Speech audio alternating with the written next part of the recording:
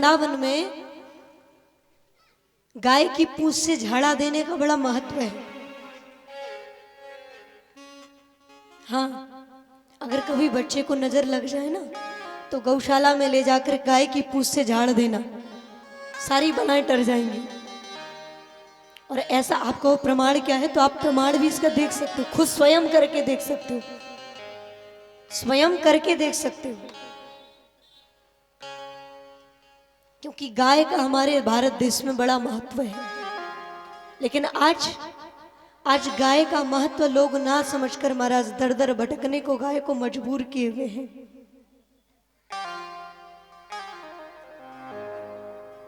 हमारे शास्त्र तो कहते हैं, हमारे वेद शास्त्र गाय की बड़ी महिमा गाते हैं। गाय को माता शब्द कहकर के संबोधित किया गया है।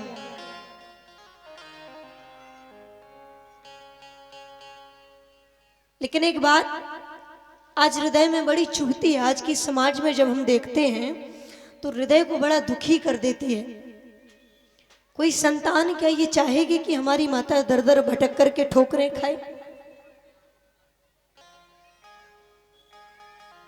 एक बात ध्यान देना, एक माँ तो वो होती है जो हमें जन्म देती है। एक माँ वो होती है जो हमें जन्म देती है। दूसरी माँ हमारी वो है जिसका दुग्ध पान करके, अर्थात गौ माता का दुग्ध, दही आदि पंचामृत हम लेकर के, हम उसको ग्रहण करके अपने शरीर को बढ़ाते हैं, बल प्राप्त करते हैं, पालन पोषण हमारा जो करती है।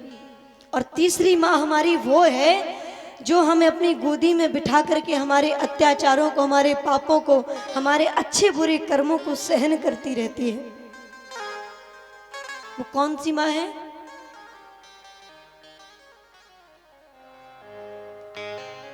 हमारी धरती माँ।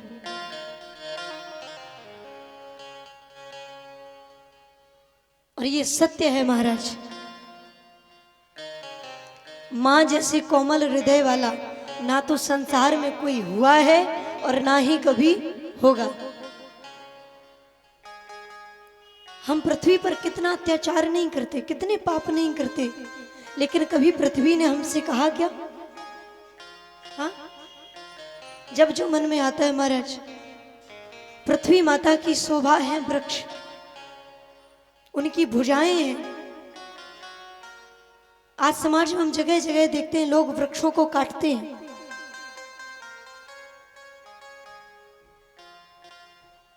जो पृथ्वी मैया का श्रृंगार है, जो उनका स्वरूप है, आज हम उनकी संतान होते हुए महाराज उनको स्वयं नष्ट कर रहे हैं, उनको छीन रहे हैं। हमसे बड़ा भागा और कौन होगा? लेकिन वो हमसे कभी कहती नहीं है कि मेरे ऊपर इतना अत्याचार क्यों करते हो, मेरे ऊपर ये पाप कृत्य क्यों करते हो।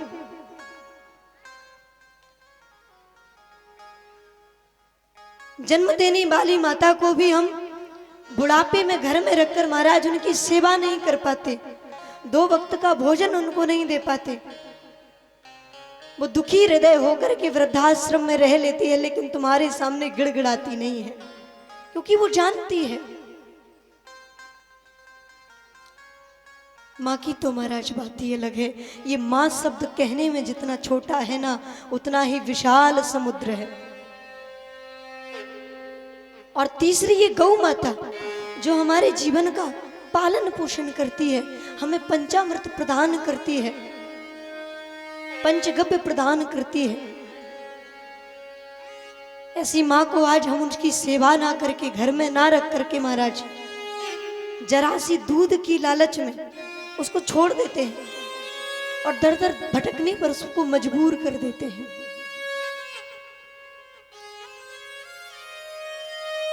इसमें उसका दोष नहीं है। भगवान की नियति भी देखो, वो बोल नहीं पाती लेकिन जानती सब है महाराज, सब जानती है। अरे वे तुमसे मांगती क्या है? तुम मिष्ठान खाओ, तुम उनका दूध लो, उनका दही लो, घी बनाओ, खूब घी पियो, दूध पियो, दही खाओ, छाछ खाओ, सब लो उनसे।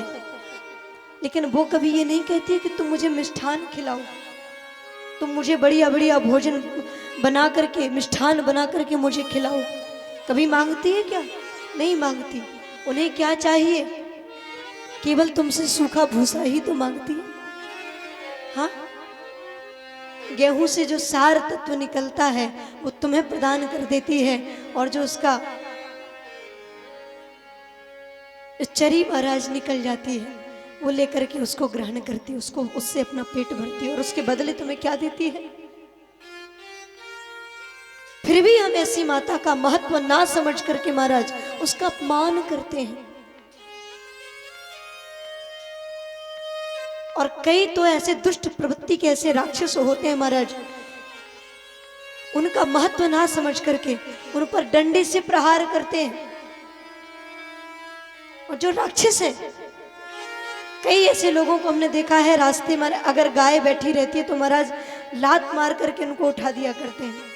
अरे ऐसे जीव तो चुल्लू भर पानी में डूब करके मर जाए, ऐसे लोगों को जीने का अधिकार नहीं है, जो अपनी माता का महत्व नहीं समझते। मेरे कृष्ण ने सेवा की है गौ माता की, मेरे प्रभु ने गोबर उठाया है गाय का।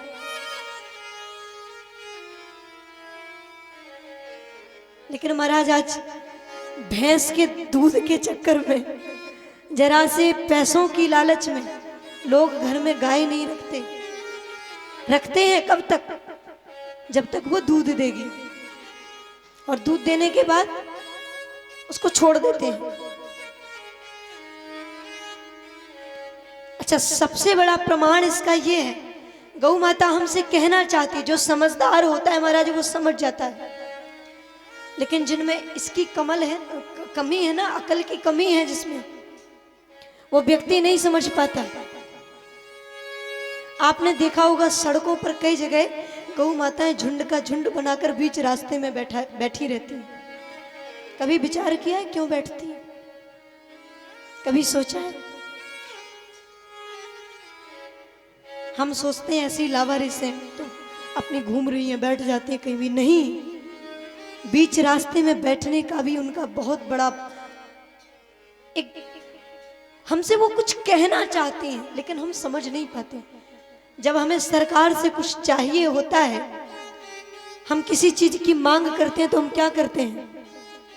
आप ही बताओ, क्या करते हैं? धरना देते हैं, अनशन पे बैठ जाते हैं, बैठते हैं।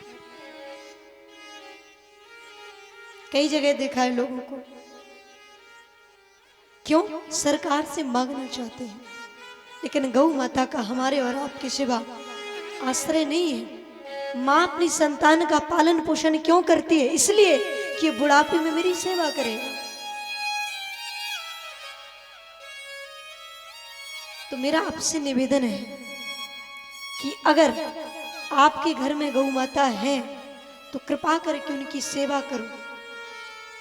और सेवा ऐसे नहीं, जब तक उनका शरीर है एक माता मान करके क्या महाराज है ही वो। और अगर गौ माता की सेवा आपके घर में होती है तो मैं ये गारंटी देती हूं, आपको कहीं किसी मंदिर किसी तीर्थ में जाने की आवश्यकता नहीं है, कहीं जाने की आवश्यकता नहीं है। अगर गौ माता आपके घर में है, 33 कोटि देवी देवता आपके घर में विराजमान है। कभी आपको कुछ चाहिए, इस तीर्थ की कामना है, एक परिक्रमा गौ माता का कर लो, सारे तीर्थों का परिक्रमा आपने कर लिया। इतना बड़ा महत्व होता है।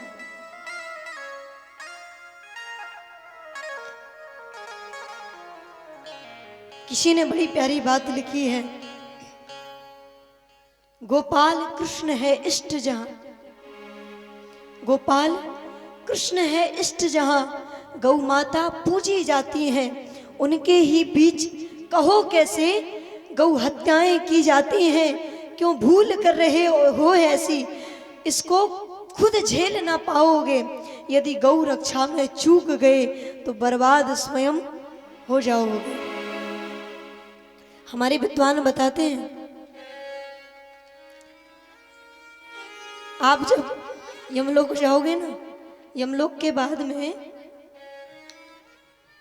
ऐसा कहा जाता है कि जो बैतरणी है ना, बैतरणी, जहां जीव गिरा महाराज, सो फल भुगतने के बाद ही बाहर निकलेगा, फिर उससे बाहर निकालने वाला कोई नहीं है। लेकिन उस बैतरणी को गौ माता अपनी पूंछ पकड़ करके पार करवाती है। ये हमारे विद्वान बताते हैं। तो मेरा निवेदन है कि गौ माता का सम्मान करें, और घर में अगर गौ माता है तो पूजा करो उनकी, उनकी सेवा करो। और अगर नहीं है, अगर नहीं है तो कोई बात नहीं।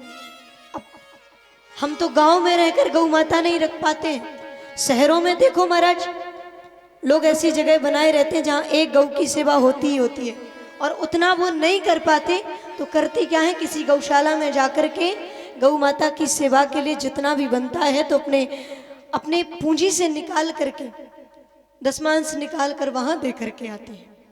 तो आपसे ज्यादा कुछ नहीं बनता है तो चिंता मत करो।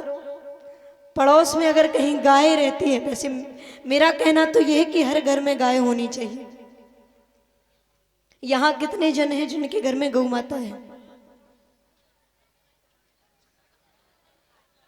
बड़ी अच्छी बात है महाराज। और भैंस है कितने घर में? आप कहो कि गाय और भैंस में क्या अंतर है, तो बड़ा अंतर है, बहुत अंतर है। गाय के दूध पीने वालों को देखना और भैंस का दूध पीने वालों को देखना, दोनों की बुद्धि बड़ी अलग रहती है महाराज। आपने देखा हो ना देखा हो, मैंने देखा है। हाँ, प्रमाण बताऊं? आपने कभी देखा हो 150 गौ माताओं को इकट्ठा एक जगह कभी बंद करना, ठीक है, और फिर उसमें किसी नन्हे से बछड़े को छोड़ देना।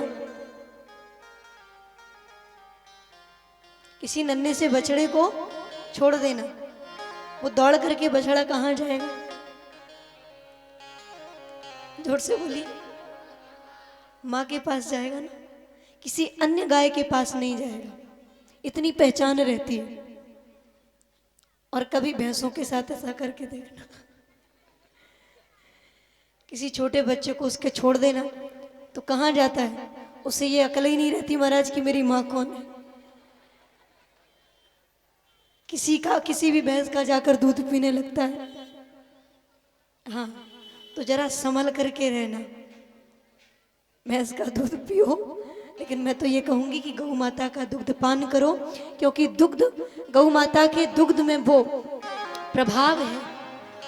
आज ये जो महापुराण, इन शास्त्रों को हम श्रवण करते हैं ना, इन कथाओं को श्रवण करते हैं, ये कथाएं हम तक कैसे पहुंची हैं जानते हैं? बड़े बड़े ऋषियों ने गौ माता की सेवा करके उनके दुग्ध का पान किया है, और उसी दुग्ध के बलबूते पर इन पुराणों की रचना हुई है महाराज, जिनका आज हम सभी श्रवण कर रहे हैं। और ये पुराण हमारा कल्याण करने की सामर्थ्य इसमें है।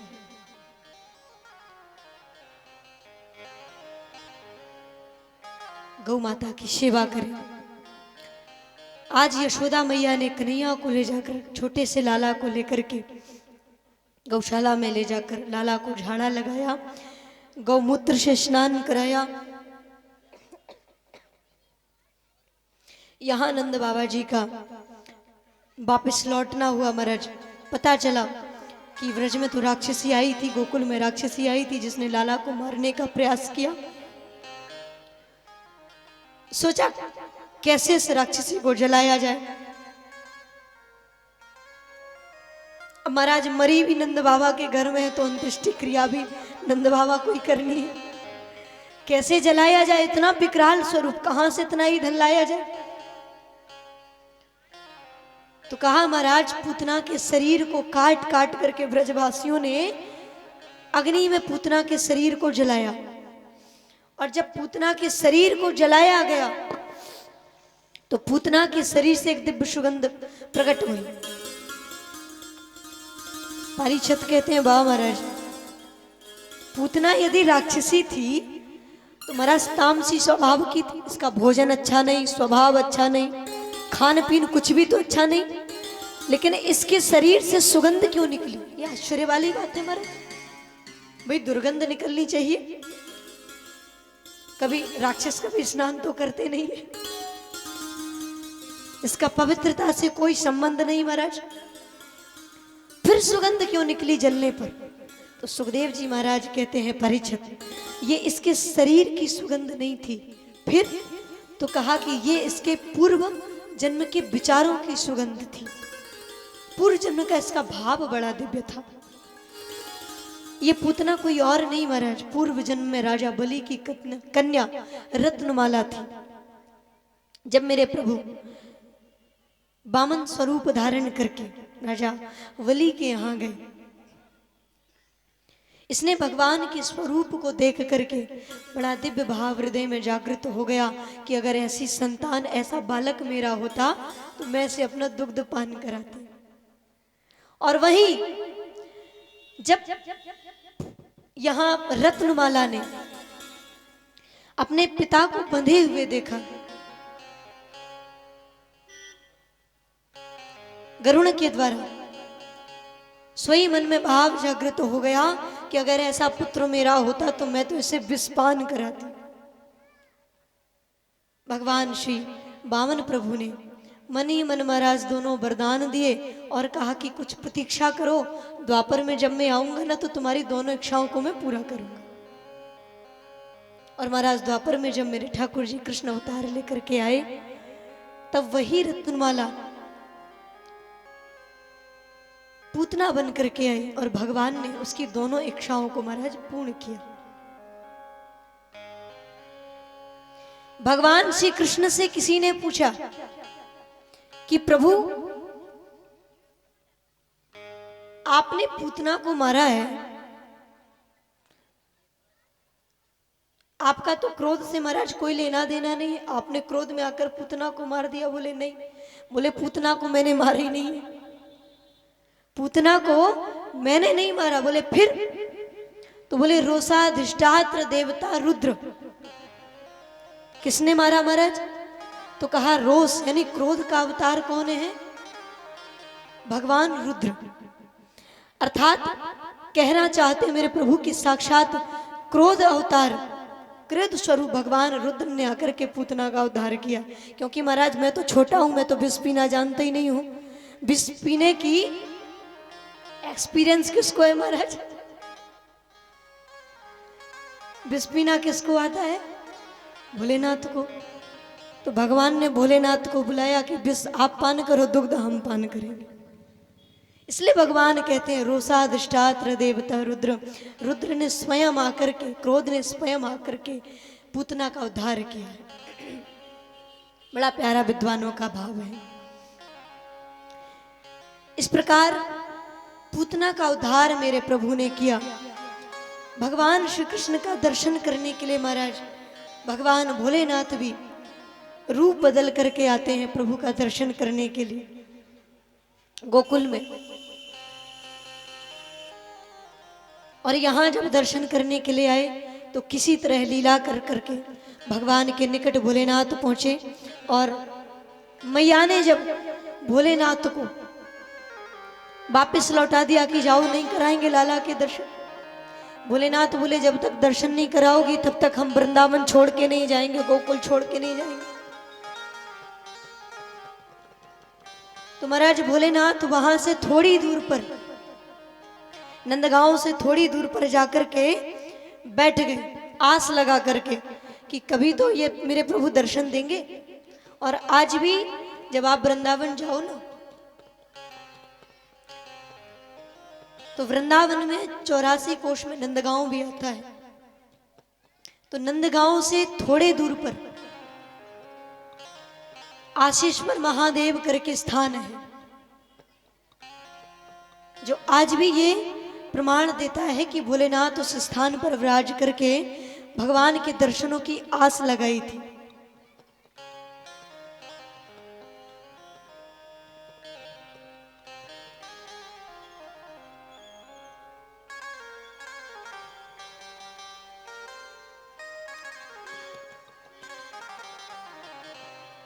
अच्छा एक बात बताओ, मैं यहाँ सभी भक्तों से पूछना चाहती हूँ, वृंदावन का दर्शन कौन कौन करना चाहता है?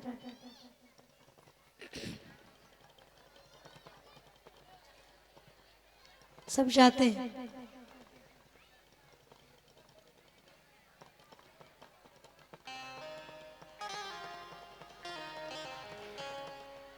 मैं ठाकुर जी से प्रार्थना करूंगी कि आपको शीघ्र वृंदावन बुलाएं, लेकिन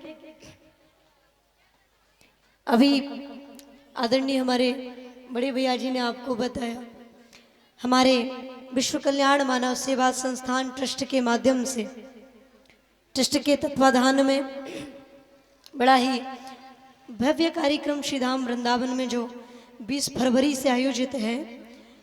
और आपको ये भी बता दूं कि जो भी महाराज कुंभ आने वाला है मार्च में, उसके पहले वृंदावन में अर्ध कुंभ पड़ता है। आप कहें वृंदावन में कुंभ कहां से आ गया? अभी 4 जगह कुंभ होते हैं।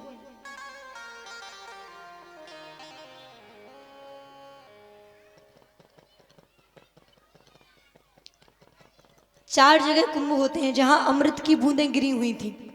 जब गरुड़ जी महाराज अमृत लेकर के जा रहे थे तो कुछ अमृत झलकने पर महाराज 4 स्थानों पर अमृत गिरा जहां आज महाकुंभ हुआ करता है। और वृंदावन में जब गरुड़ जी महाराज आए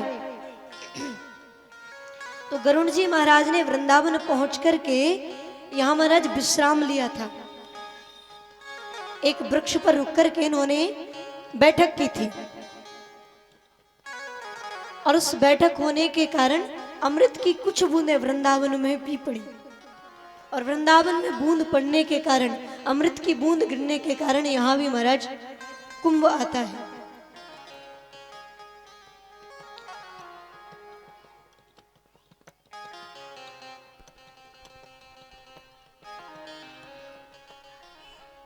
तो अभी इस पावन कुंभ के अवसर पर जो 14 फरवरी से कुंभ वृंदावन में पड़ रहा है और 25-26 मार्च तक वो रहेगा,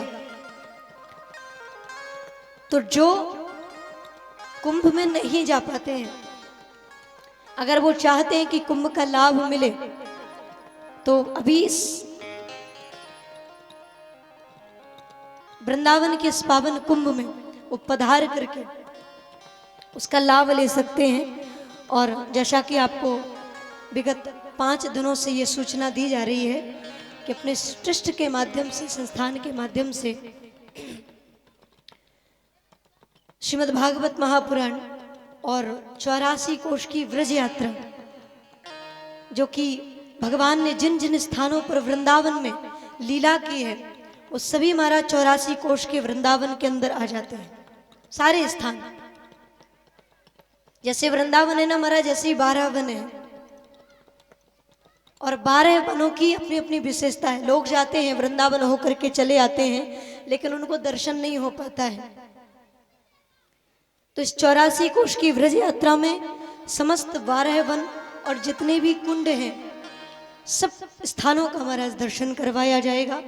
और जो भी यात्री, जो भी दर्शनार्थी, जो भी भक्त वहां पहुंचेंगे, सबको संस्थान के माध्यम से व्यवस्था दी ही जाएगी। और यमुना मैया को चुनरी मनोरथ, जो चुनरी चढ़ाई जाती है, तो वो उसमें कार्यक्रम भी रखा गया है। और पितृदोष जो हर व्यक्ति को होता है, पितृदोष जो हर व्यक्ति को लगा होता है, उसके लिए भी गायत्री जप रखा गया है। जो संकल्पित होकर के यजमान बनेंगे उनका गायत्री जप भी वहां चलेगा। और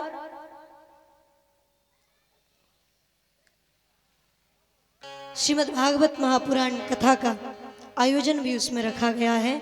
तो मैं तो ये चाहूंगी कि यहाँ से भी भक्त वृंदावन पहुँचे और उस कुंभ में जाकर के दर्शन आप सभी करें और उस कार्यक्रम में भी आप सभी भाग लें। अब आपको कि कुछ देना पड़ेगा। क्योंकि महाराज देने की चिंता पहले लग जाती है। चिंता मत करो, देना कुछ नहीं है, बस आपका भाव ठाकुर जी को आप समर्पित करें, आप वृंदावन पहुँचें और उस कथा का, उस कुंभ का आप लाभ लें। आपको वहाँ सब व्यवस्थाएं दी जाएंगी और ठाकुर जी का कृपा प्रसाद भी आपको प्राप्त हो। तो मैं चाहूँगी कि आप सभी को वृंदावन मेरे बिहारी जी जल्दी से जल्दी बुलाएं। तो कौन कौन इस कुंभ में आना चाहेगा? सबको आना है।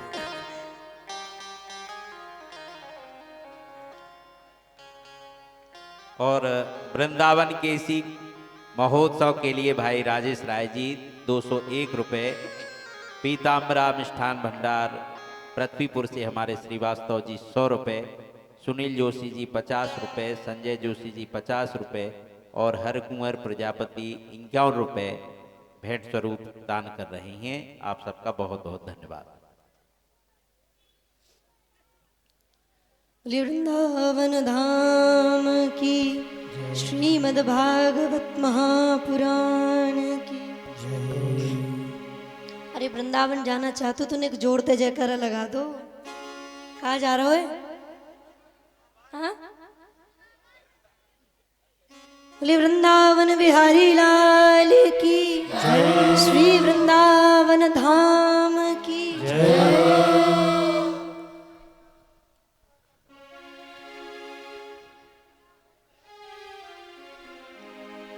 वृंदावन धाम कैसा है? आइए हम सभी आप बड़े भाव से श्रीधाम वृंदावन की ओर प्रस्थान करें और ठाकुर जी से ये भाव रखें, प्रार्थना करें कि प्रभु हमें वृंदावन पहुंचने का अवसर अवश्य प्रदान करें। क्योंकि देखो, जब तक प्रार्थना नहीं करोगे, जब तक उनकी कृपा नहीं होगी, तब तक वृंदावन पहुंचना नहीं हो पाता है हमारा। हाँ, वृंदावन में हर कोई नहीं पहुंच पाता। ये वृंदावन की बड़ी महिमा है। वृंदावन में केवल और केवल महाराज भक्त होता है जिसने सब कुछ अपना समर्पण ठाकुर जी को कर दिया।